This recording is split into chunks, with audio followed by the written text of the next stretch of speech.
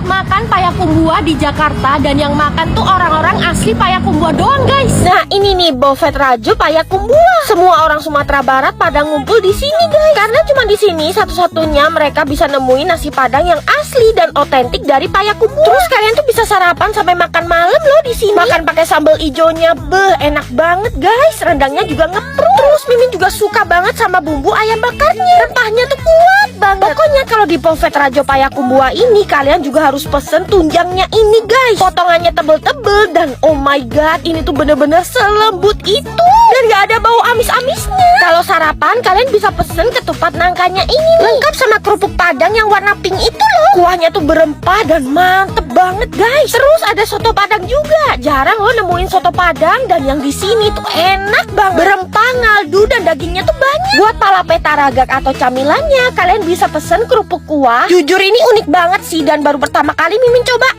Terus ada juga kerang kecil-kecil kayak gini, namanya tuh pensi. Wah, bener-bener otentik banget ya. Dessertnya Mimin pesen pisang kapik dan udah pasti bubur kampiun yang bersantan dan legit. Dari camilan, masakan, dessert dan minumannya harus berat ya. Kayak ini nih, teh telur yang disajiin sampai luber-luber. Enak loh, telurnya tuh gak amis. Hati-hati tumpah ya kalau minum kopi tungkui, soalnya disajiinnya tuh kebalik dan minumnya tuh kayak gini, guys. Wajib ramein Buffet Rajo Payakumbuh.